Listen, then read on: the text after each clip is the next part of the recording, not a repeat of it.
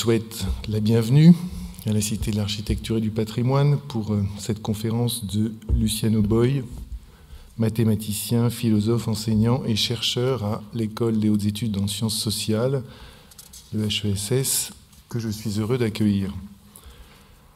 Les arts et les idées sont en interrelation, les œuvres fonctionnent en apportant des connexions, en suscitant des regards nouveaux, elles participent ainsi à la réorganisation de l'expérience et à la fabrication de nos mondes, comme dit Nelson Goodman. Il est donc essentiel de rappeler, excusez-moi de commencer par là, 8 jours après les attentats qui ont marqué ce début d'année, dont le choc ne s'estompe toujours pas, que nous sommes concernés par ce drame, non seulement en tant que citoyens, mais aussi parce que nous avons voué nos vies à la culture, à la transmission, à l'émancipation, aux valeurs de tolérance et de partage. Cette conférence est organisée en contrepoint de l'exposition Ars Architectonica, qui présente dans les galeries de notre musée, jusqu'au 9 mars, une vingtaine d'œuvres réalisées par Caroline Chaland-Belval, plasticienne, sur un commissariat de Carole L'Enfant. Elles prendront l'une et l'autre la parole dans un instant. L'exposition était l'occasion pour Caroline Chaland-Belval de développer, en collaboration avec Luciano Boy, une approche topologique de la forme et de ses transformations. La conférence de ce soir constitue le prolongement de cette collaboration. Elle en élargit les réflexions au vaste territoire des relations entre mathématiques et architecture. Dans un roman publié en 1884, dont le narrateur est un carré, le théologien anglais Edwin Abbott raconte l'histoire de Flatland, un monde à 2 dimensions dans lequel les femmes sont des lignes, les soldats des triangles et les prêtres des cercles. Le carré narrateur visite successivement Lineland, un monde réduit à une seule dimension où les figures sont des lignes, puis Pointland, un monde à 0 dimension peuplé de points, avant de découvrir Spaceland, un monde à 3 dimensions dont les habitants sont des volumes. La découverte de cette 3e dimension fait vaciller les convictions du carré. Sa représentation de l'existence en est transformée à jamais. « Oh, quelle joie apporte la pensée !» s'écrie-t-il, imaginant la possibilité d'un monde à 4 dimensions dont nous ne connaîtrions que la surface tridimensionnelle. Ce singulier roman d'Abbott nous rappelle combien l'espace géométrique est aussi un espace mental et symbolique.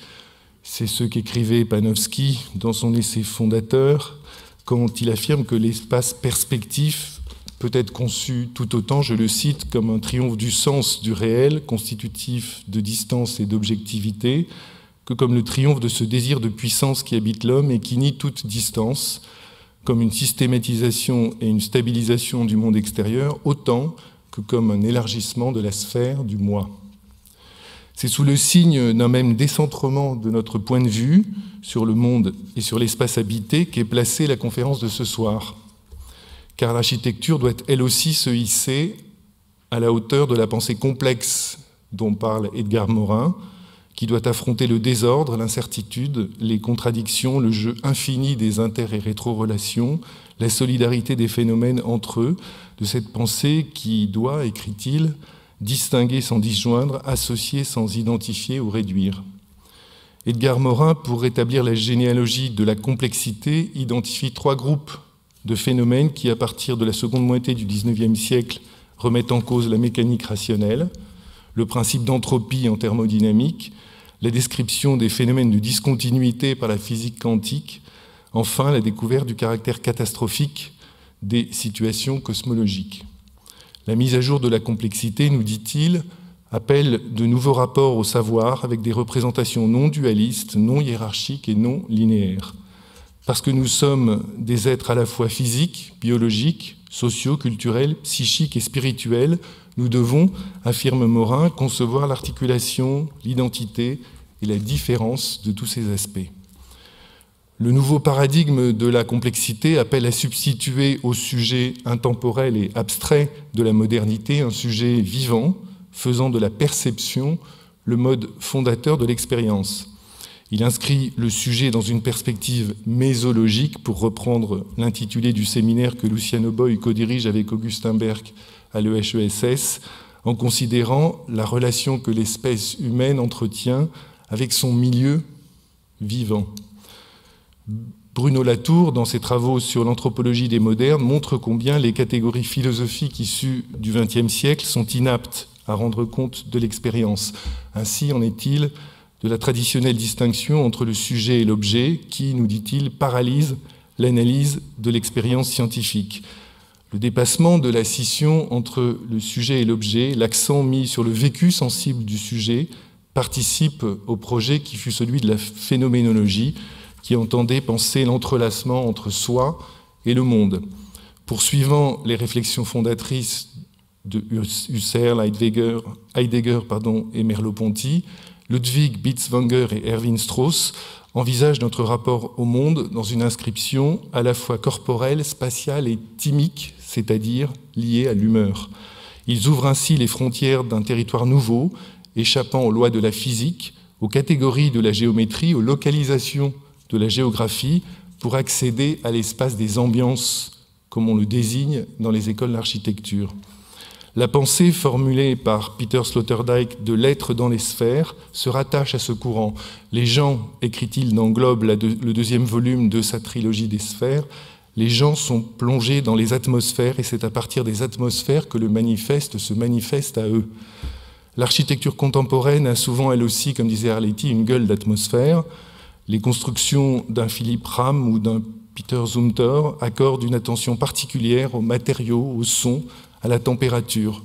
De nouvelles ontologies se dessinent alors, comme celle que définit Philippe Descola en explorant les multiples combinatoires du couple physicalité-intériorité. L'expérience de l'espace devient une invention de forme sans cesse renouvelée. Habiter aussi, habiter est la manière dont les mortels sont sur Terre, écrivait Heidegger. Faut-il, avec lui, affirmer l'antériorité ontologique de l'habiter sur le bâtir? Faut-il considérer l'habiter dans sa capacité à renouer avec l'originaire, à retrouver le primordial, à reconstituer l'unité de la terre, du ciel, des mortels et des dieux? Il est urgent, à l'ère de l'Anthropocène, de retrouver un sens du monde commun, d'un cosmos. Le rêve moderniste avait pu nous faire penser que la ville allait nous libérer des contraintes du temps et du climat, que dans cette ville générique devenue pur flux et pur réseau, il ne ferait plus jamais jour ni nuit, chaud ni froid.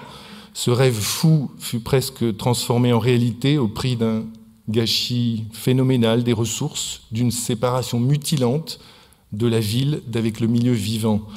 Réinventer des lieux d'interaction avec le monde impose de faire le deuil d'une certaine idéologie du progrès, de changer notre conception de la causalité, de renoncer à cette vision sagittale d'un temps qui serait orienté comme une flèche vers l'émancipation et qui viserait à nous délivrer de nos attachements anciens, de l'archaïsme de la campagne, de la terre, du passé, des subjectivités.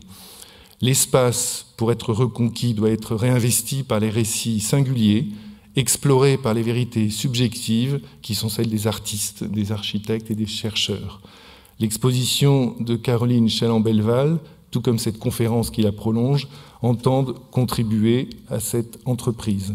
Je vous renouvelle mes vœux de bienvenue et je vous souhaite de bons échanges et j'appelle ici Carole L'Enfant. Donc, je suis Carole L'Enfant, commissaire de l'exposition, et je remercie notre président Guillaume Salem, président de la Cité de l'Architecture, pour cette présentation.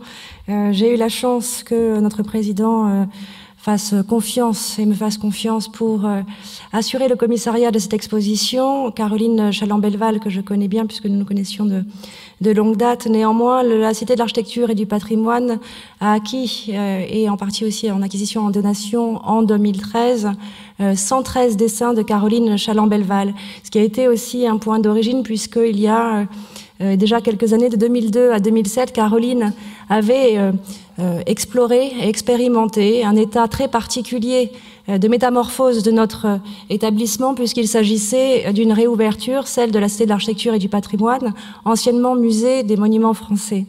À ce titre, elle a pu à la fois explorer, porter un regard à la fois critique, mais également extrêmement poétique sur les collections dont nous avions l'héritage, à la fois des moulages, des peintures murales, mais également une élaboration d'une nouvelle architecture et également d'une galerie nouvelle en naissance, qui était la galerie d'architecture moderne et contemporaine.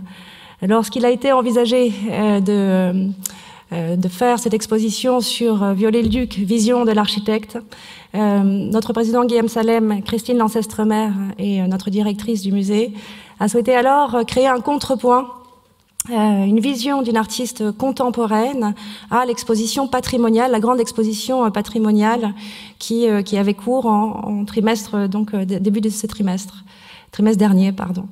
Et je crois que c'est important de souligner vraiment cette artiste contemporaine, puisque c'est une première du genre. C'est la première fois à la Cité de l'Architecture qu'on confie à une artiste un regard porté à la fois sur les collections de la Cité et également une vision aussi sur un patrimoine et sur un autre architecte qui était Viollet-le-Duc, à la fois architecte, visionnaire, mais aussi théoricien de l'architecture, comme vous le savez aussi, notamment au travers du dictionnaire raisonné de l'architecture. Et donc, à ce titre, donc pour un premier essai, nous avons eu une collaboration qui a été, je pense, assez rare, puisque, hormis les 113 dessins qui étaient déjà existants, l'ensemble des œuvres que je vous amène à voir, si vous ne les avez pas encore vues, ont été réalisées spécifiquement en une année, et donc ont pu être à la fois pensées, conçues, au sein, d'aller dire, d'une collaboration, mais d'une collaboration aussi avec les domaines pluriels, pluridisciplinaires que peuvent être. Et c'est la raison également de notre extrême honneur d'avoir Luciano Boy à nos côtés, puisque le domaine mathématique entrait dans le champ de Caroline, dans l'univers de Caroline Chaland-Belval et dans son regard porté en tant qu'artiste contemporaine, mais également nous avons pu avoir de très belles collaborations, notamment avec l'Observatoire de Nice et l'Institut d'astrophysique de Paris. Donc des domaines interdisciplinaires qui viennent porter un regard sur ces collections, qui montrent combien les arts et les domaines peuvent être liés. Enfin, j'aimerais simplement, et pas être trop longue, et laisser le temps à Caroline de pouvoir dire quelques mots et ensuite laisser la parole à Luciano. Simplement, je pense que le regard porté par une artiste contemporaine telle que Caroline, c'est aussi une aventure humaine.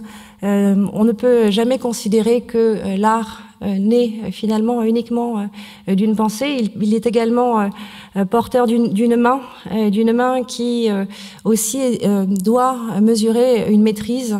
Et ce sont des champs d'action dans lesquels Caroline excelle. Je remercie vraiment Caroline aussi de cette belle collaboration qui a été une aventure pour moi, en tout cas à plusieurs titres extraordinaires.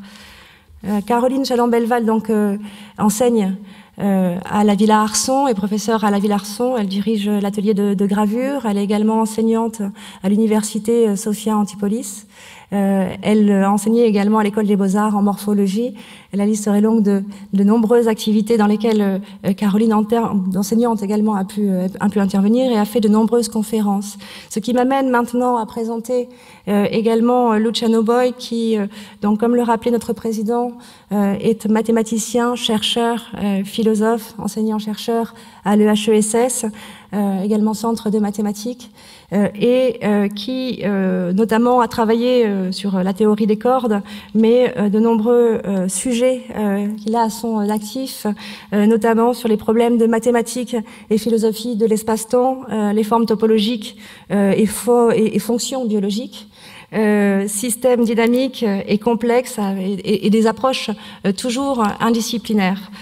Parmi les nombreuses conférences à l'international qu'a pu réaliser Luciano et dans l'enseignement, je souhaiterais simplement souligner quelques ouvrages qu'il a pu éditer, notamment Les problèmes mathématiques de l'espace, une quête de l'intelligible, avec une préface de René Thom, Springer Verlage de 1995, Symétrie, brisure et symétrie et complexité, qui datait de 2006, et Pensare l'impossible, pardon pour la prononciation Luciano, je ne parle pas forcément bien italien, mais Penser l'impossible, dialogue infini et l'art et la science, entre art et science, édité en 2012 chez Springer.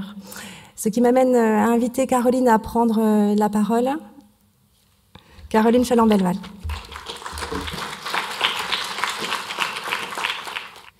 Bonsoir.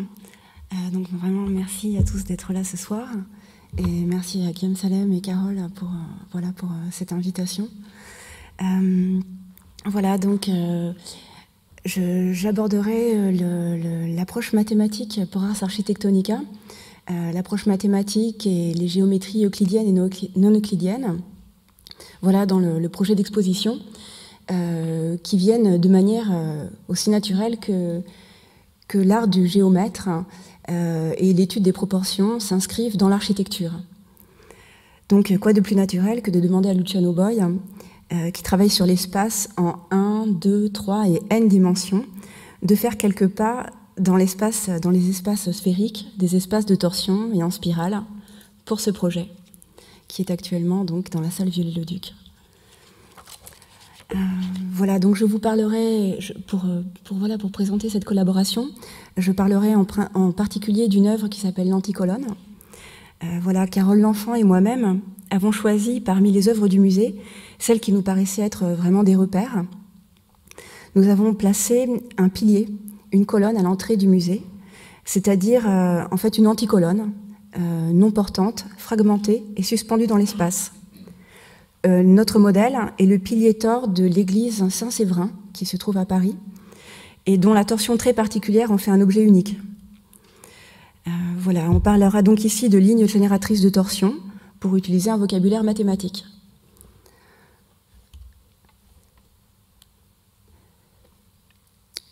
L'idée est également d'ouvrir à d'autres domaines que le domaine des arts plastiques, l'étude des formes et des structures. Et donc, voilà, trouver dans la discipline des mathématiques était vraiment une forme d'ouverture qui me semblait passionnante à explorer. Dans l'entrée du musée, on a donc posé un fragment de cette anticolonne. Sa base est réalisée dans des matériaux de l'architecture contemporaine, la pierre et des matériaux innovants. Sur un grand calque, on a tracé des lignes de torsion frappées par des cordes de 7 mètres, préalablement trempées dans de l'encre noire, comme on tape un cordex sur les murs d'un chantier. Le tracé n'est donc pas l'expression d'un geste qui annonce un espace par déplacement, comme on tracerait une ligne d'horizon de la main, mais ce tracé est l'effet d'une tension mesurée et portée par 2 personnes, afin d'exprimer ces longues courbes que sont les génératrices de torsion. J'imagine que ces lignes imprécises et leurs vibrations pourraient figurer les structures de la matière. Je parle de la théorie des cordes, dont les vibrations pourraient également faire écho aux effets de la lumière qui vient dans le musée effleurer la surface des œuvres. Voilà, donc je laisse la parole à Luciano Boy. Je précise juste aux étudiants qui sont présents dans la salle qu'il y a un cahier d'émargement qui est à leur disposition et qu'il ne faudra pas oublier de signer avant de quitter la salle. Voilà, merci.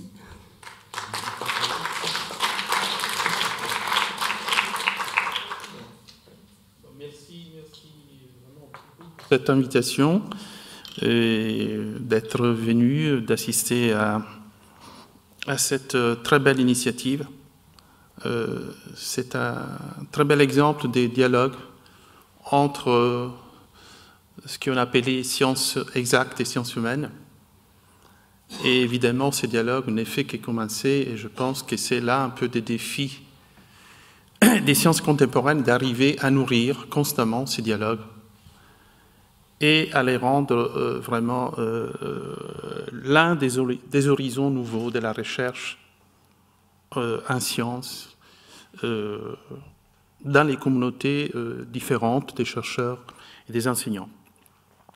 Évidemment, je remercie pour d'abord l'introduction du président qui est vraiment une entrée déjà en matière très très intéressante et pour les 2 interventions qui ont suivi. Une première chose qui peut vous paraître bizarre, c'est qu'on demande à un mathématicien et à un philosophe d'intervenir sur un thème, sur l'architecture, alors que je n'ai aucune compétence pour le faire. Mais c'est probablement là aussi un signe de ces dialogues nouveaux qu'il faut construire, c'est-à-dire sortir d'une spécialisation déjà définie ou prédéfinie, essayer un peu de briser les frontières entre les disciplines, aller au-delà de ces frontières déjà bien établies. Mon exposé, qui au départ était trop dense, donc je vais essayer de me focaliser sur un certain nombre de points, sur quelques repères qui me semblent être importants pour construire ces dialogues. Donc je vais procéder par degrés, par étapes, et j'espère qu'il y aura ensuite une discussion me permettant de répondre à des questions. Ce n'est pas pour rendre honneur à ces philosophes, à ces grands esprits, mais c'est pour, en quelque sorte, indiquer la trace de mon exposé, que je commence par ces citations, pour mettre en évidence un peu les socles de ce que je vais raconter, pour déjà indiquer quelques sujets, quelques thèmes et quelques pistes de travail. D'abord, je commence par Baudelaire, en rappelant cette magnifique citation, donc « L'imagination est la plus scientifique des facultés », alors qu'on a cru expulser, mettre de côté l'imagination, en tout cas des sciences dures et des sciences exactes pendant longtemps, on assiste récemment à vraiment à un effort imaginatif très grand, d'abord et avant tout dans les sciences précisément exactes, notamment en mathématiques et en physique. Les dernières théories en mathématiques et en physique en témoignent largement.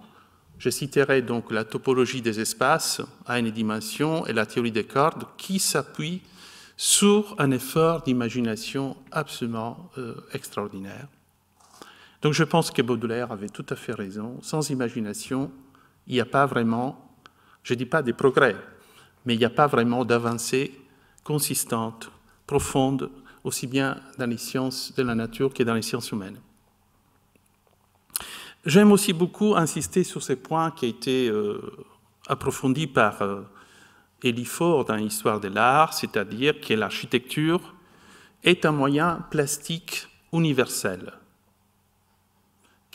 dont la finalité, l'une des finalités, c'est celui de créer un ordre, pas un ordre unique et le seul, mais un ordre sur les plans aussi des émotions. Il y a quelque chose qui concerne nos émotions concrètes, affectives, phénoménologiques dans l'architecture. Ce n'est pas uniquement une technique, un ensemble de techniques, c'est aussi un art profond. Je vais revenir sur cet aspect, bien sûr. Et donc, je pense que mon idée, enfin, de départ, sera un peu, je vais reprendre cette idée des Faure, c'est-à-dire que l'architecture marque le passage de la géométrie du plan intellectuel dans les plans sensibles. En d'autres termes, pour moi, l'architecture aujourd'hui a besoin non seulement d'une géométrie formelle, abstraite, mais il a aussi besoin d'une géométrie, je dirais en tout cas dynamique et sensible. Ça sera un des points de mon exposé. Pour reprendre la très belle citation du révérend Abbott, qui lui considérait qu'il fallait passer des entités bidimensionnelles aux entités tridimensionnelles, et donc enfin considérer l'espace, on est aujourd'hui dans une nouvelle phase qui consiste à dire qu'il nous faut des espaces multidimensionnels, pluridimensionnels, c'est-à-dire, et l'espace architectural peut se configurer, peut être repensé à partir d'un espace pluridimensionnel. Un autre aspect que je vais aborder, c'est celui justement de l'intimité de l'espace, de la phénoménologie de l'espace qui est à distinguer de l'espace abstrait, de l'espace formel. Et évidemment, dans cet espace, vous voyez cette citation, très belle citation de Bachelard, prise de la poétique de l'espace, la maison, l'habitation, est bien sûr quelque chose qui réalise l'unité et la complexité de l'être. Ce n'est pas un espace, ce n'est pas un volume spatial dans lequel on localise, on range les gens, mais c'est plutôt l'expression d'une unité et d'une complexité profonde de l'être. Donc ça va être un peu, si vous voulez, des points que je vais aborder. Je procède par étapes. Je vais donner un plan général. Peut-être ça va permettre de suivre mieux l'exposé, la conférence. D'abord, je vais commencer par rappeler très rapidement quelques modèles historiques des croisements entre mathématiques et architecture. Dans une deuxième partie, je vais considérer quelques exemples des concepts géométriques qui soulignent l'importance des mathématiques créatrices, dynamiques dans les conceptions et pratiques architecturales. En fait, l'importance des mathématiques en architecture, dans les arts plastiques plus généralement, remonte déjà à la civilisation grecque et bien avant d'ailleurs. Mais je partirai surtout de l'époque, donc de la philosophie grecque à l'époque de Platon, pour essayer de mettre en évidence ce rôle créateur des mathématiques dans les arts plastiques et en architecture. Dans une troisième partie, j'aborderai quelques affinités différentes entre les espaces géométriques et les espaces habités. Et ma référence sera essentiellement à Merleau-Ponty, Heidegger, et bien sûr des auteurs plus contemporains, récents, comme Augustin Berg et Tim Ingold, qui, disons, ont réfléchi à la fois aux aspects géographiques, anthropologiques, esthétiques et épistémologiques de cette question. Dans une dernière partie, je vais aborder la question, je vais essayer de proposer très modestement, parce que c'est pas directement mon sujet de recherche, mais une critique de ce que j'appellerais les modernismes, les postmodernismes architecturaux, et plutôt esquisser quelques éléments de ce qu'on pourrait appeler une ars architectonica nova, qui fusionne les arts plastiques, l'architecture et les sciences. Voilà, c'est un peu ces plans que je vais suivre, à partir bien sûr de deux soucis majeurs. Les premiers, c'est de mettre en évidence la relation vitale entre l'homme et les milieux, l'homme et la nature, les milieux naturels et culturels, et l'autre, c'est de réconcilier l'espace et les vivants, l'espace habité, l'espace de la ville, de la cité, et les vivants dans toutes ces manifestations et ces formes.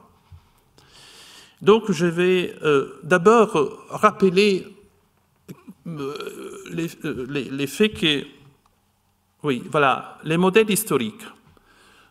Quels sont les modèles historiques que je vais rappeler brièvement, hein. Ce n'est pas du tout une conférence sur l'histoire de l'architecture. Je ne suis ni historien, je répète, ni architecte.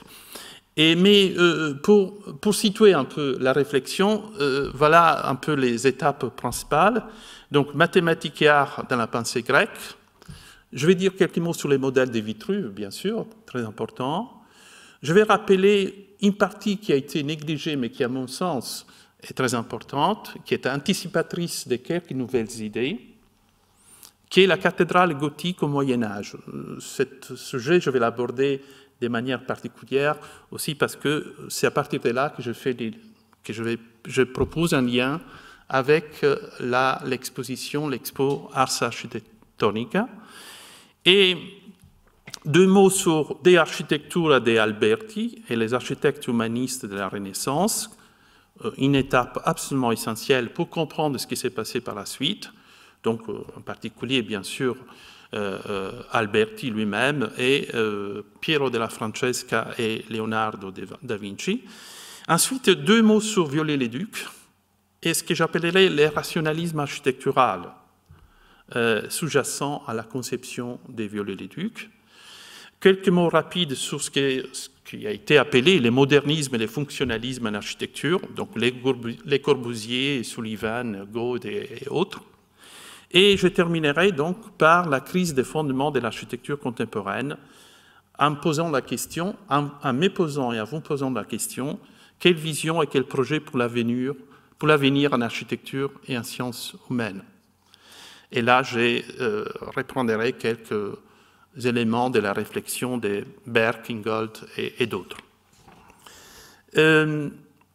Donc, une première chose intéressante à remarquer, c'est que les mots architecte et architecture sont polysémiques, ont une étymologie et un polysémisme très intéressant.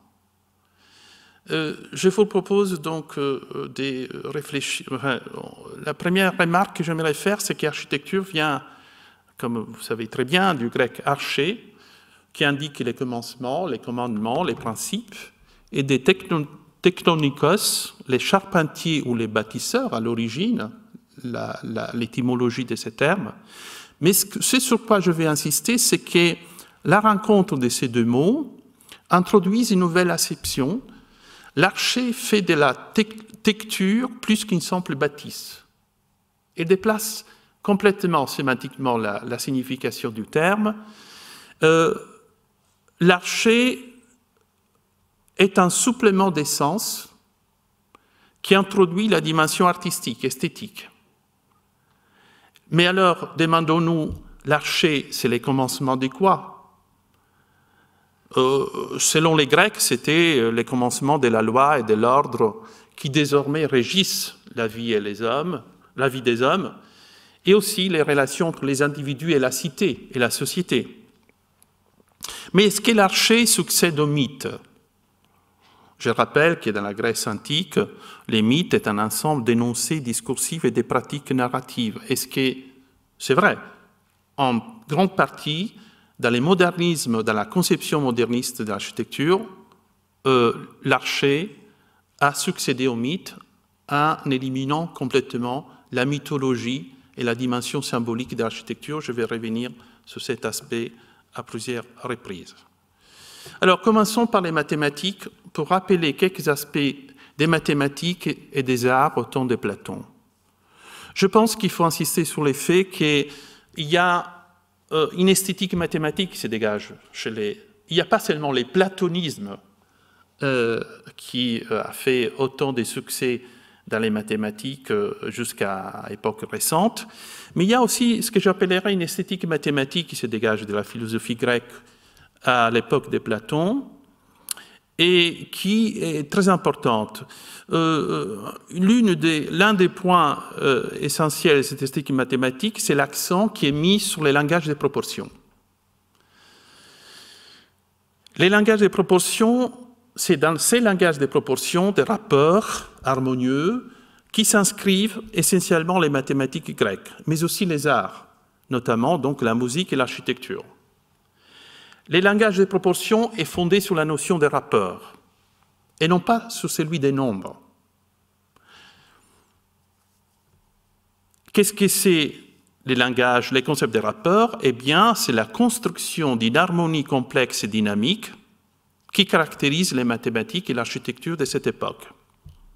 Et la théorie de l'harmonie, qui se dégage de cette esthétique mathématique, sous-tend l'idée qu'il y ait une architecture de bonne proportion dans tous les phénomènes naturels et dans la vie des hommes.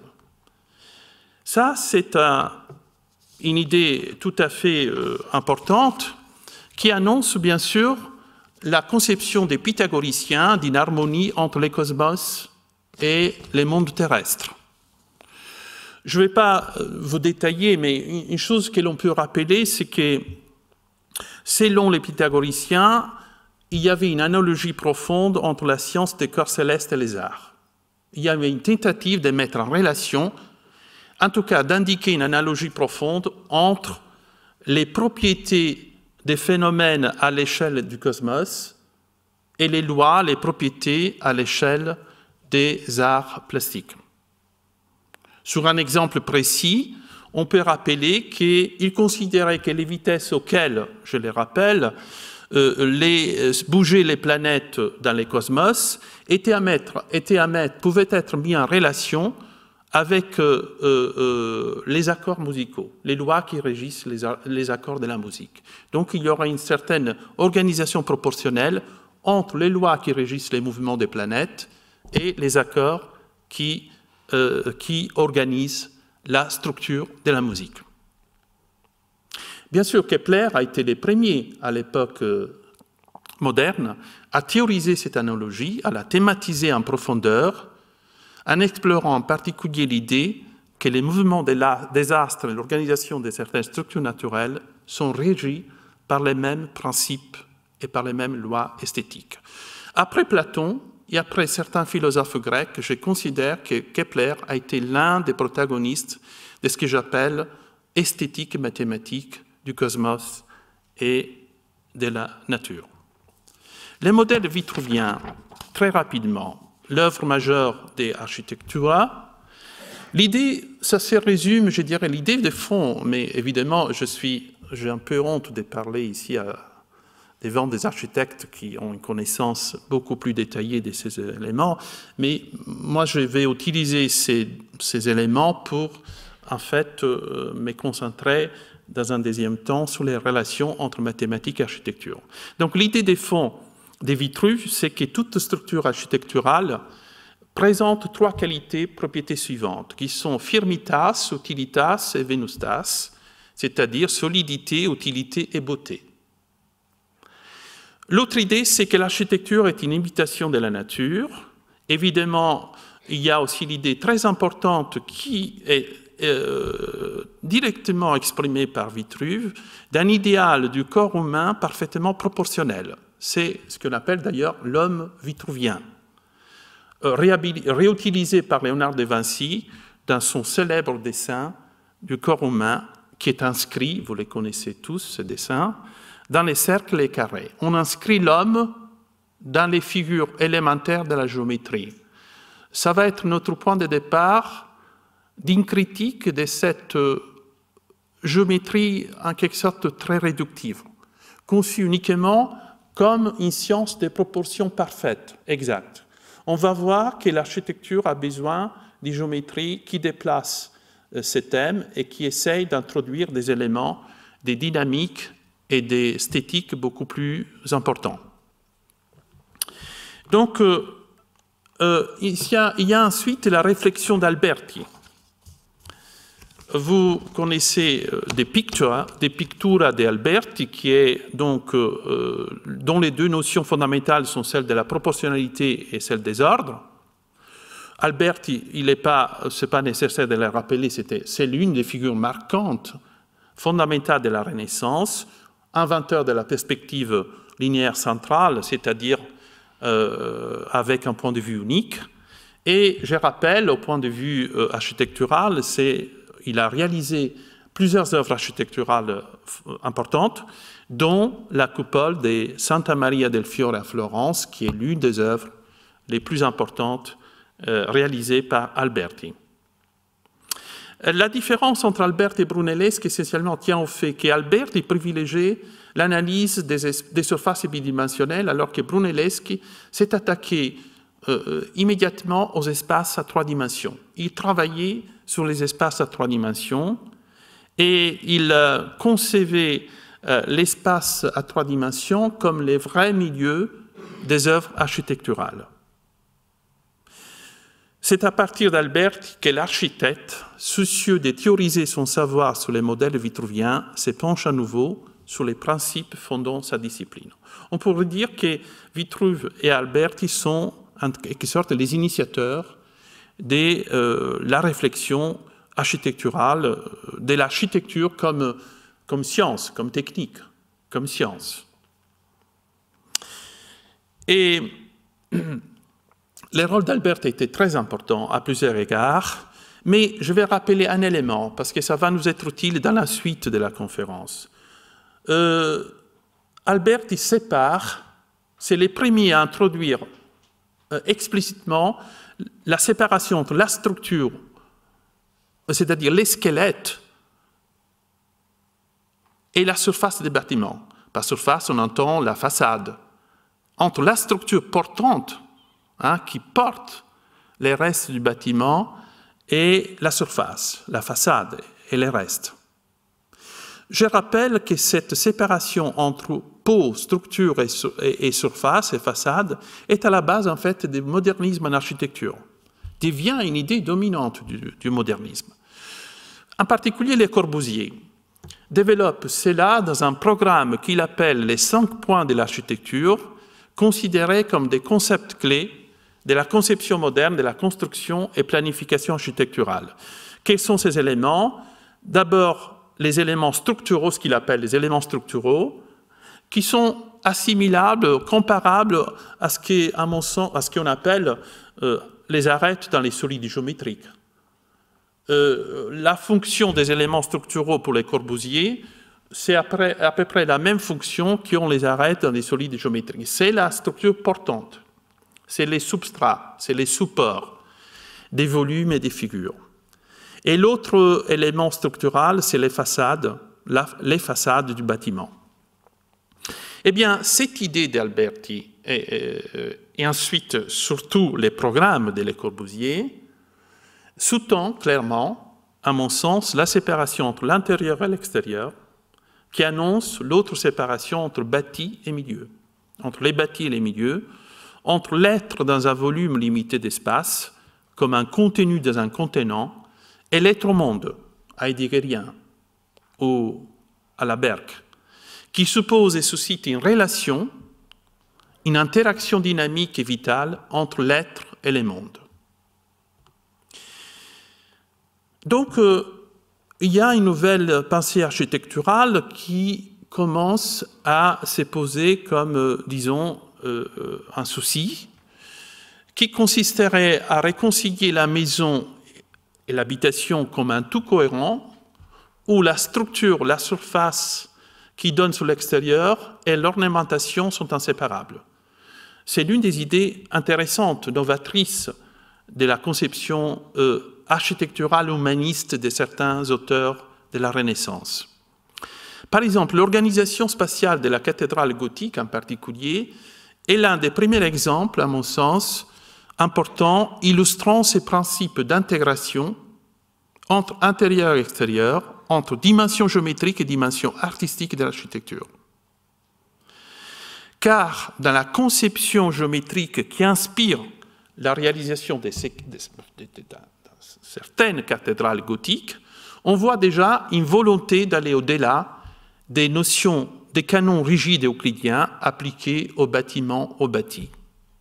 Je vais donner quelques éléments de cette conception géométrique nouvelle.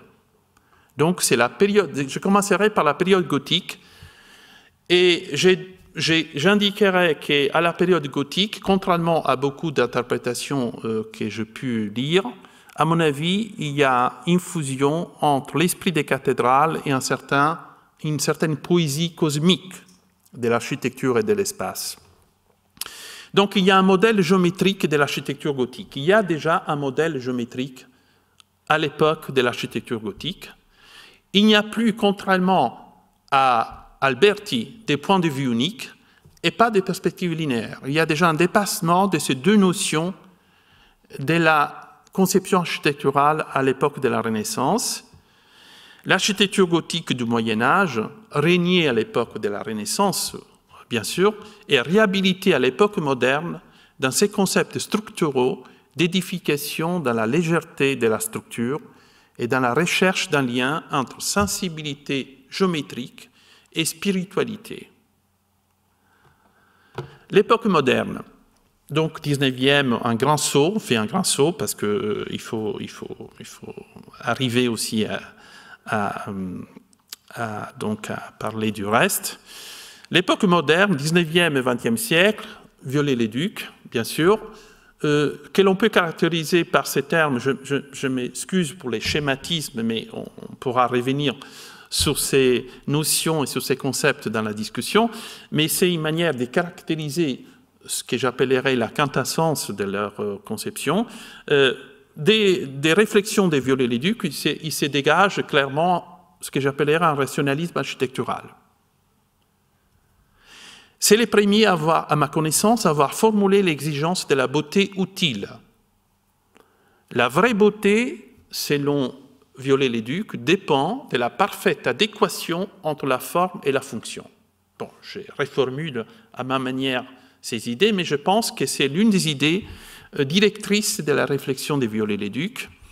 Il puise son modèle dans l'architecture gothique. Il y a une relation vraiment importante entre Viollet-le-Duc et l'architecture gothique. Et comme il les souligne dans ses entretiens sur l'architecture écrits entre 1863 et 1872, Viollet-le-Duc écrit « Il faut se préoccuper, l'une des soucis majeurs, l'une des préoccupations majeures pour nous architectes et théoriciens aussi, bâtisseurs et théoriciens, doit être celle de définir ou de trouver, reconstruire une alliance de la forme avec les besoins et avec les moyens de la construction. » Donc Viollet-le-Duc, c'est peut-être l'un des premiers ou les premiers à essayer de concilier, de fusionner dans une théorie unique les besoins de la forme, les exigences de la forme architecturale avec les moyens techniques de la construction des bâtiments.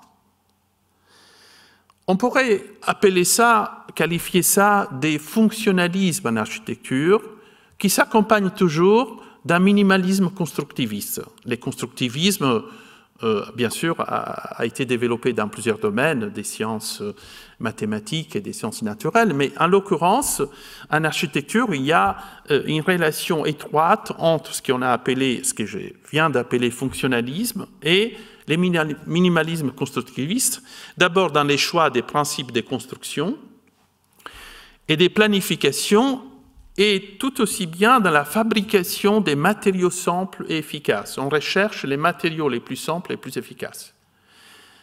Contrairement aux idées sur la complexité qui rappelaient les présidents de la Cité, très justement, qui m'ont profondément, que j'ai écouté avec beaucoup d'intérêt, il y a à cette époque, il me semble qu'il y a cet élément dans les fonctionnalismes qui est celui d'aller du complexe au simple. C'est celui, justement, de trouver un minimalisme constructiviste, de trouver pour la construction les éléments les plus épurés, les plus minimales, qui permettent de réaliser un bâtiment ou une autre structure architecturale.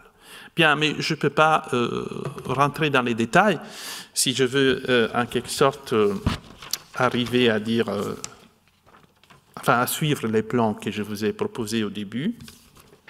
Voilà donc Les Corbusier. Je reprends délibérément cette citation qui dit beaucoup, qui est très parlante, très significative. « Une maison est une machine à habiter ». Je cite Les Corbusier d'une conférence qu'il avait donnée en Grèce dans un colloque international d'architectes. Alors, cette époque, cette conception fonctionnaliste a été bien sûr développée par nombreux architectes. J'en rappelle ici trois qui sont quand même des figures très importantes. Walter de Gropius, Mies van der Rohe et Les Corbusier. Alors, en quoi consiste, si on veut essayer de les caractériser de manière précise, les fonctionnalismes en architecture? D'abord, il consiste à séparer ce que j'appellerais la dimension sublime, la beauté et la vérité des valeurs qui sont trois valeurs humaines fondamentales.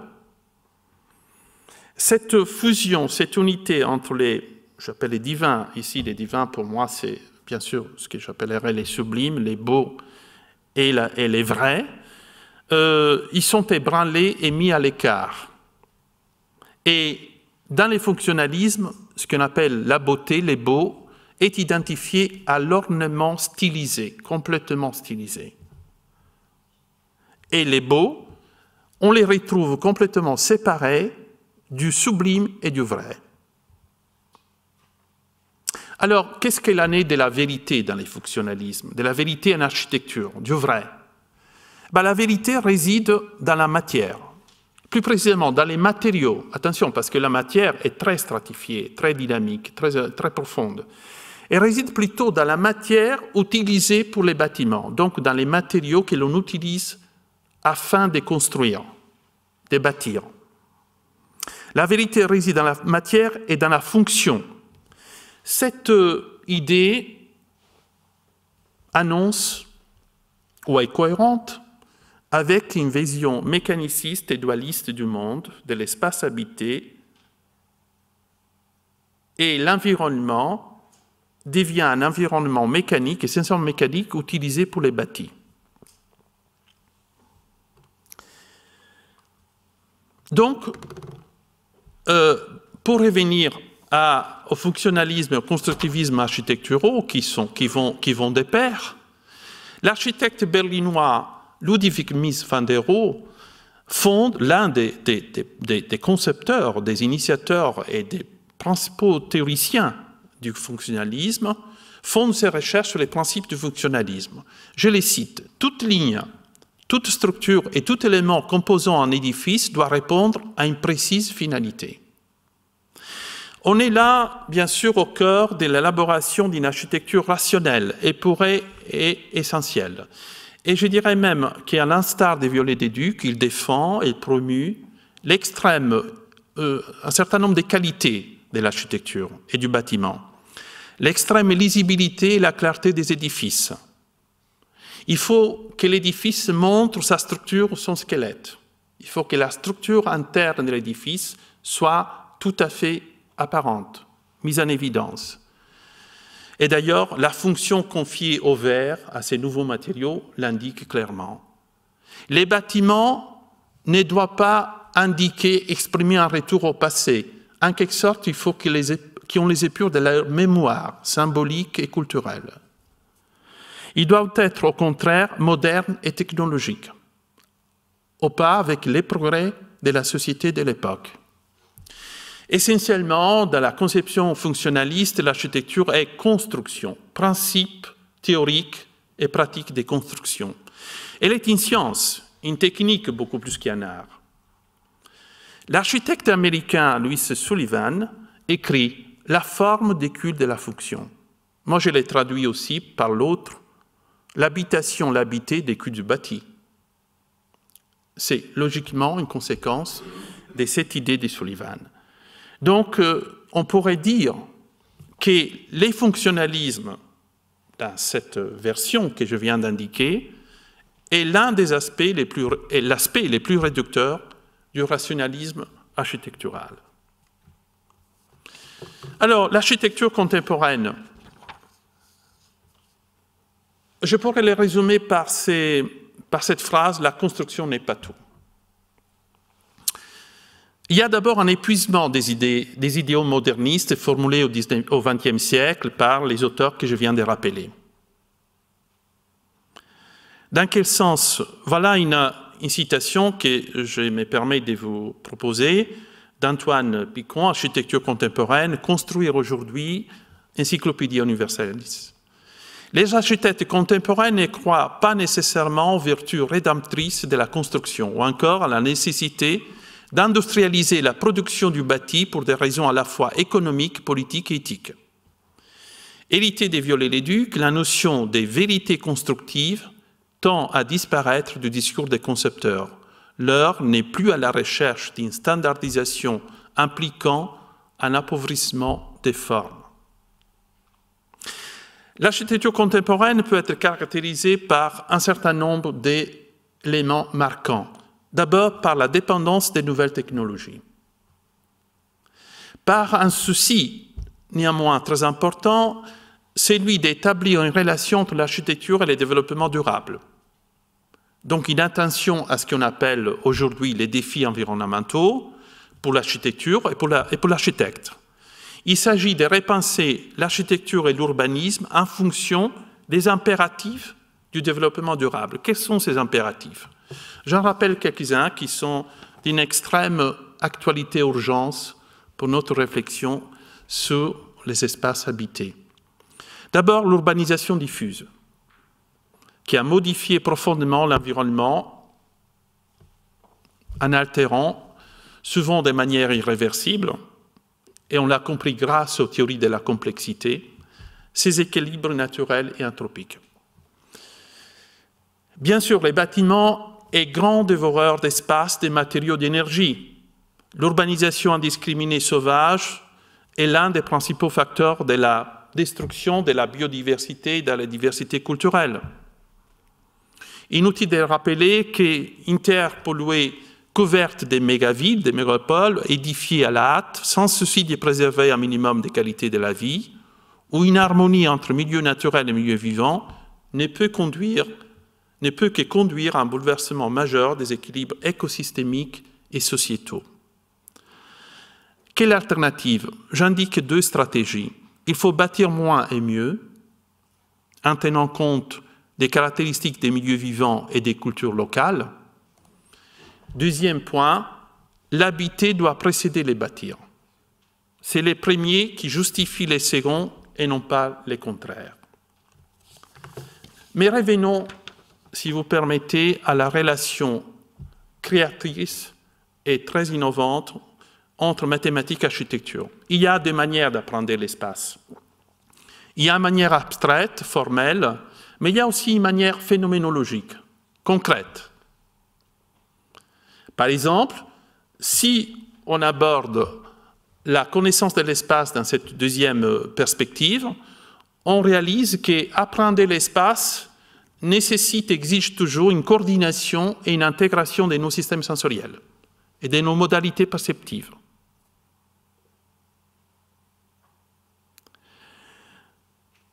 Dans l'invention mathématique et dans la création artistique, la visualisation des structures invisibles est tout aussi importante que la perception des structures visibles.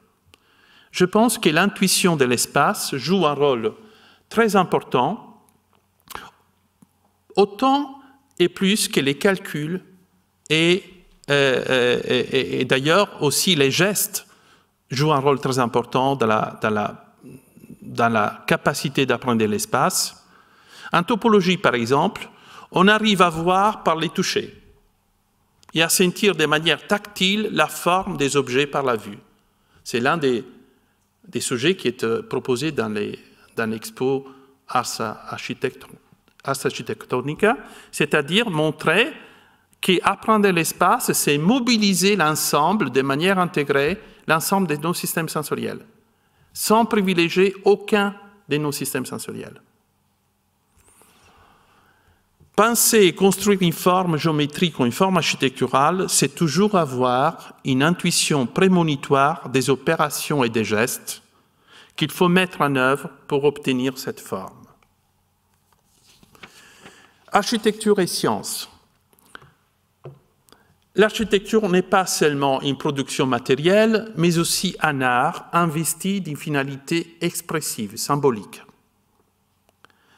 L'architecture entretient de nombreux rapports avec les sciences et les techniques. Elle fait appel à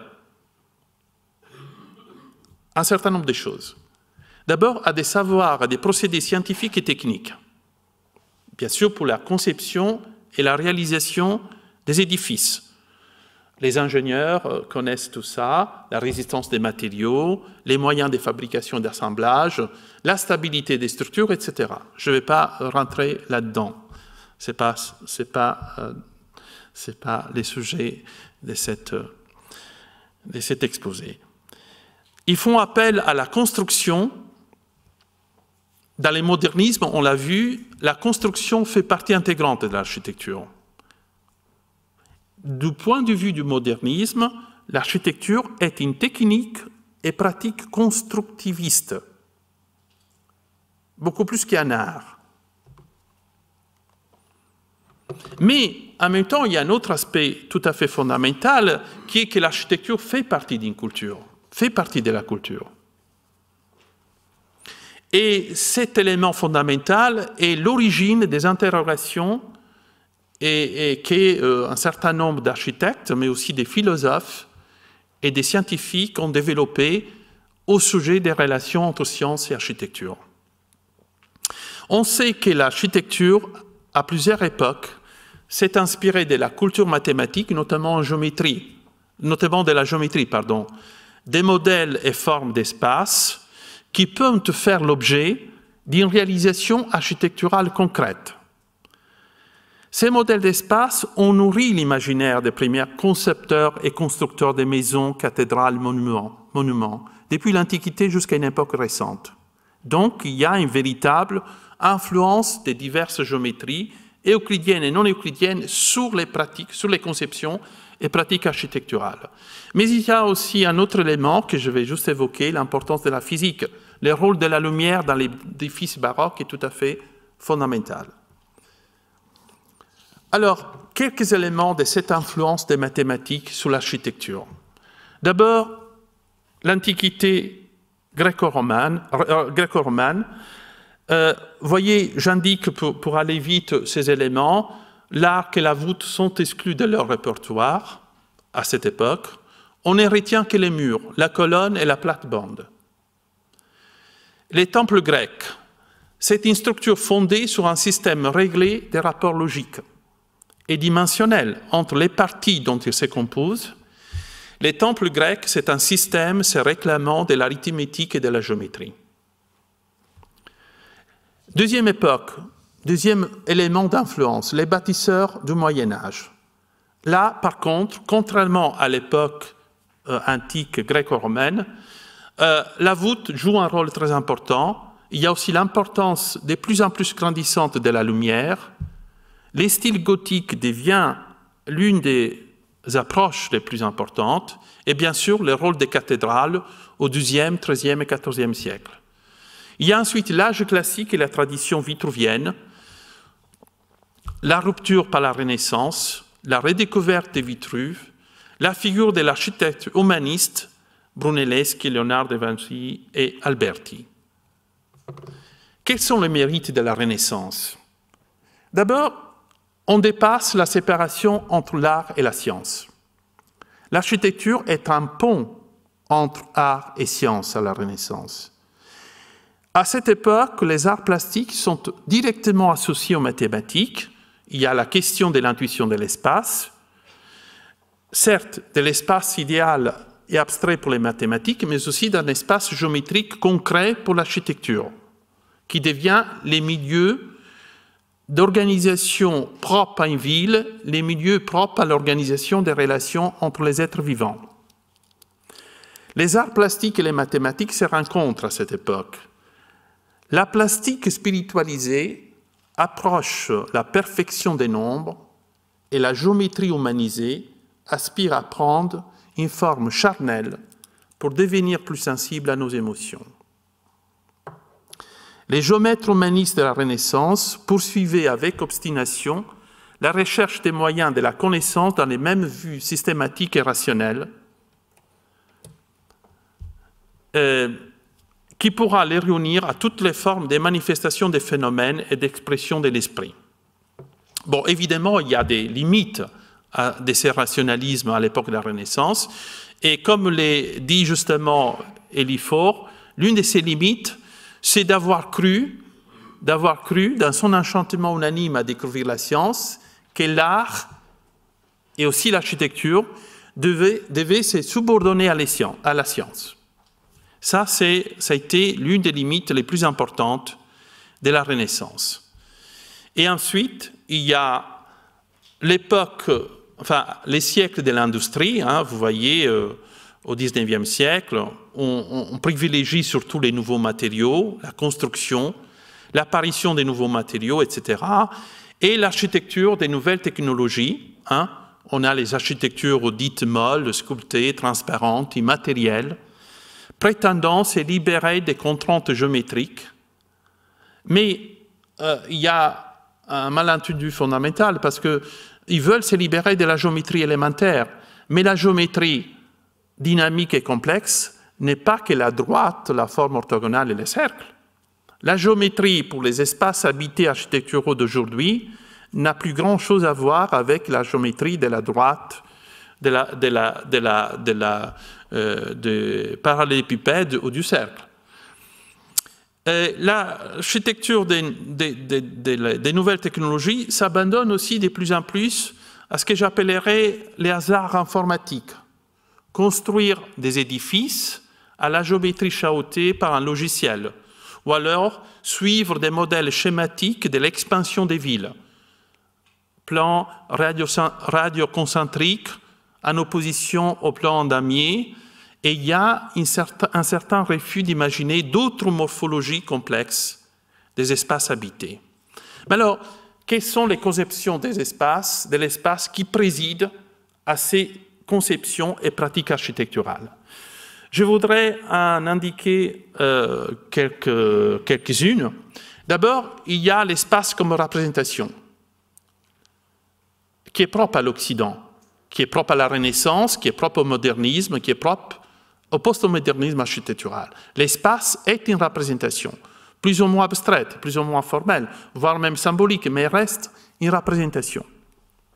Ce n'est pas un lieu vivant, ce n'est pas un lieu vécu, ce n'est pas un milieu phénoménologique habité. L'espace désigne aussi les milieux à 3 dimensions où s'ordonnent les objets.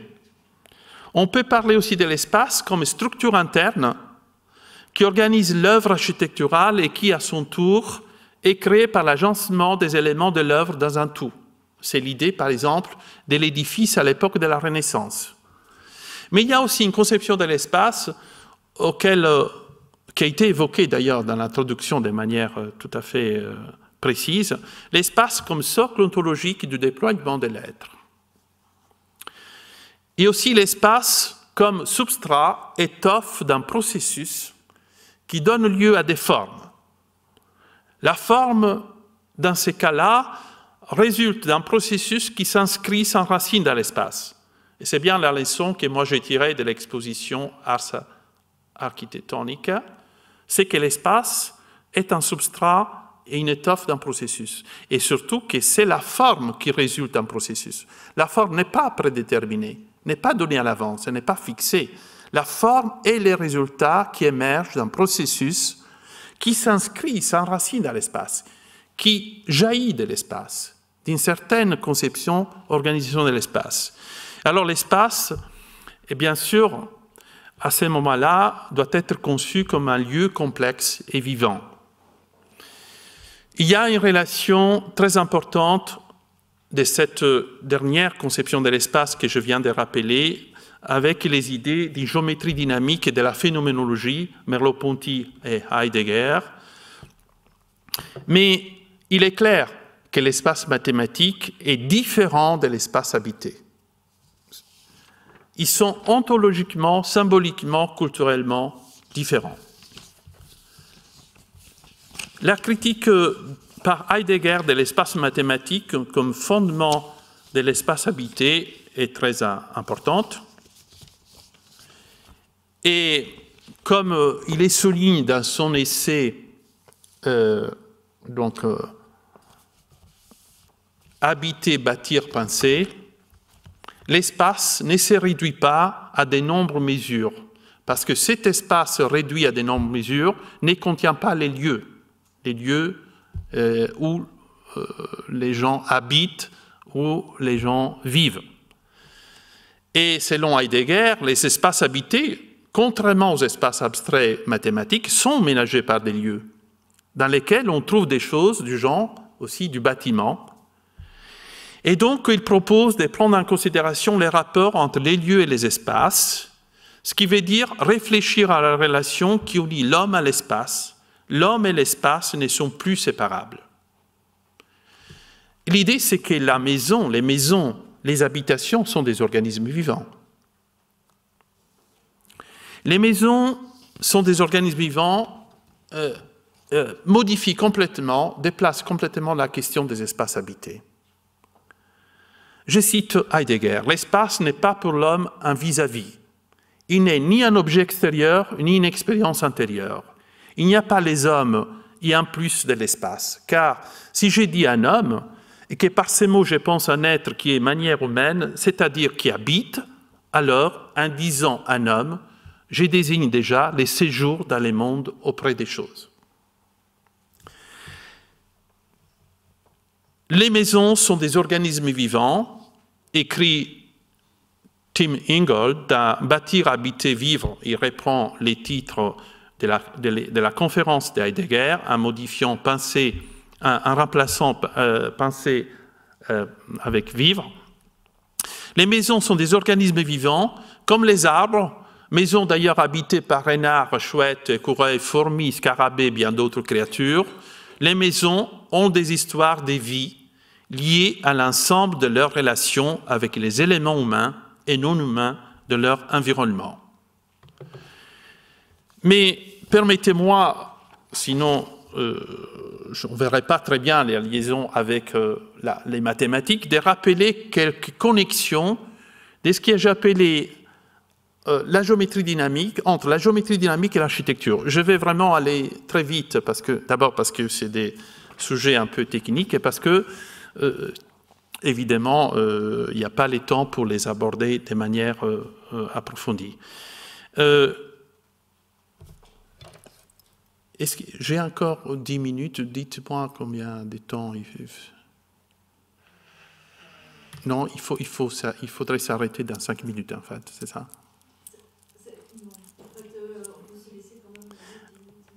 On est ici jusqu'à 8h30, c'est ça, hein?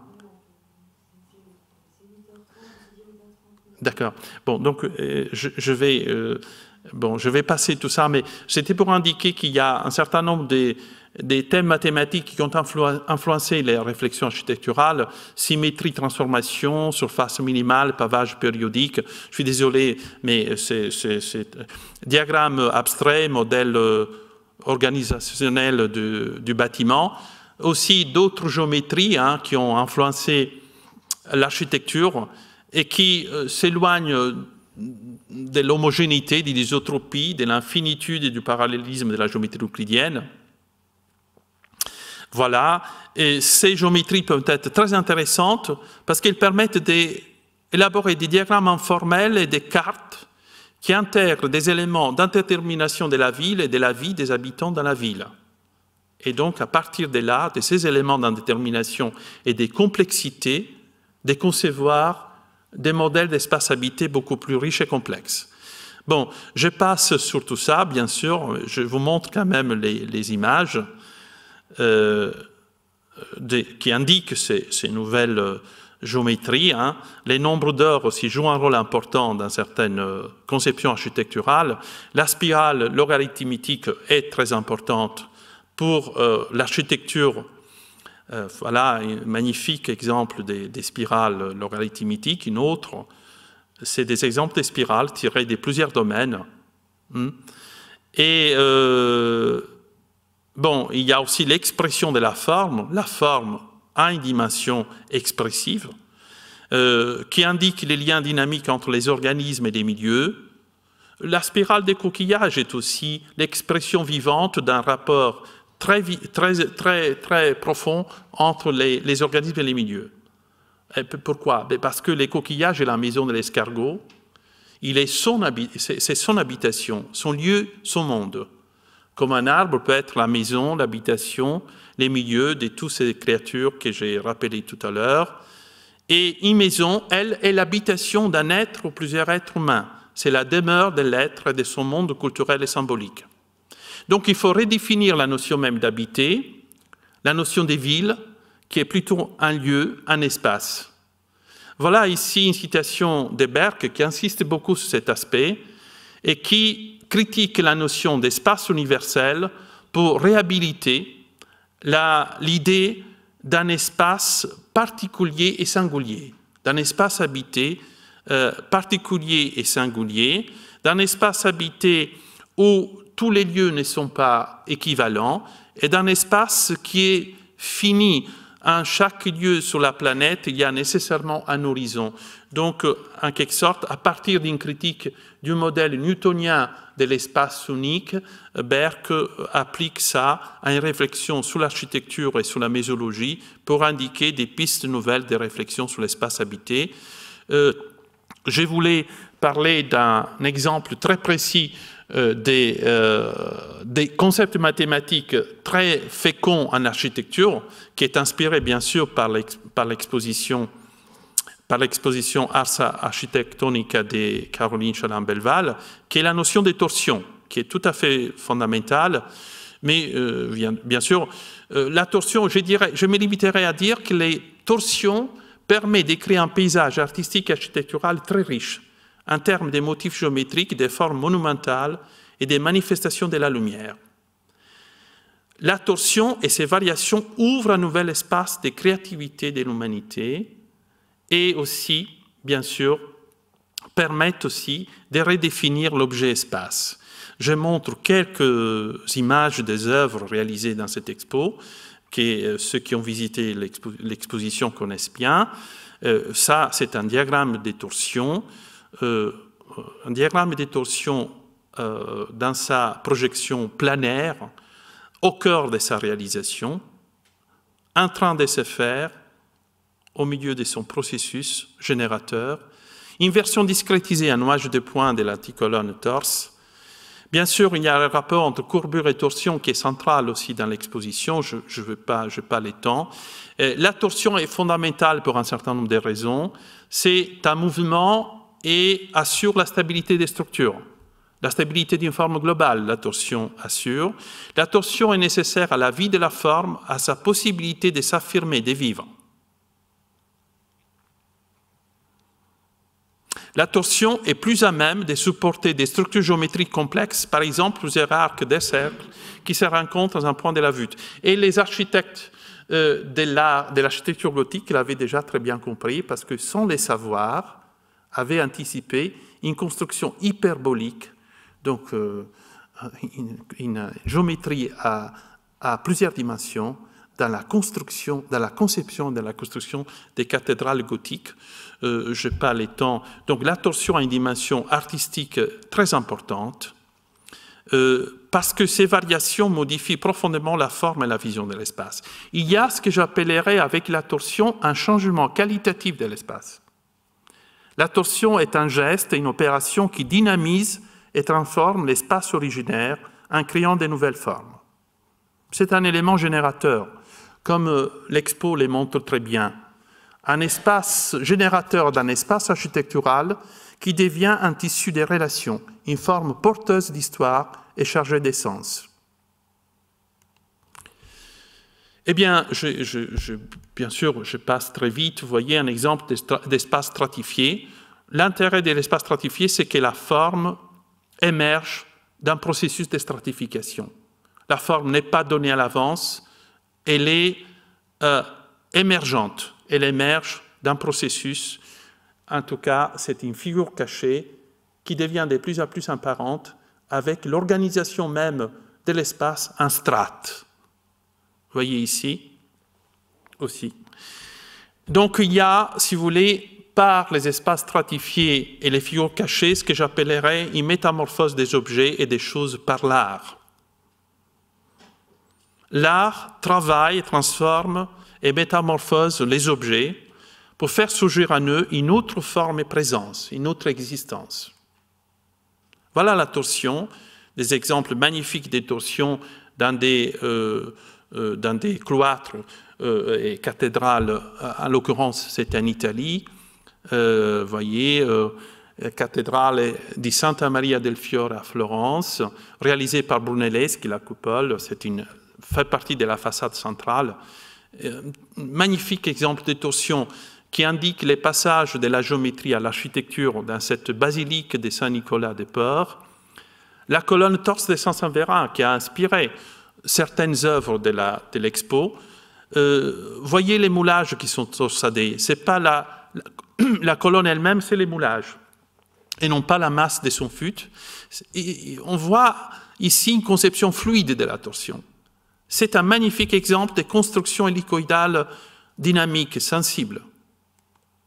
Quelques détails aussi dans la cité qui sont extrêmement intéressants. Et la colonne torse de Saint-Séverin, d'où se dégage ce que j'appellerais une dynamique, une poésie de la géométrie de cette cathédrale.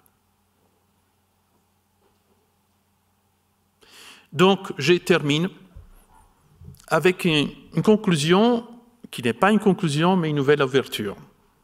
Certes, vue de loin, la géométrie, l'architecture et l'astronomie semblent se réduire à des principes et calculs arides, faits pour être au service uniquement de la mesure, de la construction, de l'observation, mais il n'en est rien.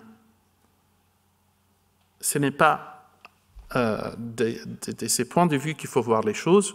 Je pense que les sciences et les arts se nourrissent à partir d'un certain nombre d'éléments fondamentaux, à partir d'une géométrie plastique, dynamique et sensible, à partir d'un foisonnement des formes naturelles, culturelles, artistiques, architecturales et mathématiques. Il faut arriver à dégager, déployer, élaborer ce que j'appellerais une architectonica nova, profondément inspirée du sublime, nécessaire pour fonder une cité libre et juste, entendue comme l'expérience principielle de la vie humaine.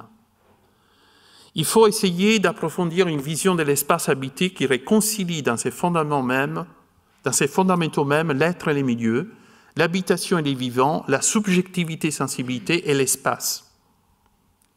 L'unité des mathématiques et de l'architecture dans une nouvelle dimension artistique et espace, eh bien, Ars Architectonica est essentiel. C'est un rappel qu'il nous faut entendre comme une invitation à penser aussi bien notre corps que les paysages, aussi bien la maison que la ville, aussi bien la cité que la nature, comme un espace multidimensionnel, symbolique, culturel et concret. Voilà, donc cette expo et cette initiative a été, avant d'être une expérience intellectuelle, a été une expérience humaine. Donc un grand merci à Caroline, à Carole, au président de la Cité, à tous ceux qui ont eu la gentillesse de m'écouter, et à la mémoire de l'ami Pierre Bernard, artiste, architecte et humaniste. Quelques références pour ceux qui sont intéressés, et aussi, bien sûr, merci à la Cité de l'architecture et du patrimoine, exemple pour moi vivant d'espaces habités, d'espaces qui nous habitent. Comment lire Ars Architectonica? Dans un double sens. Une architecture qui a une dimension artistique et un art qui a une organisation, un nouvel ordre, une certaine architecture géométrique, sensible et dynamique. Voilà, merci beaucoup.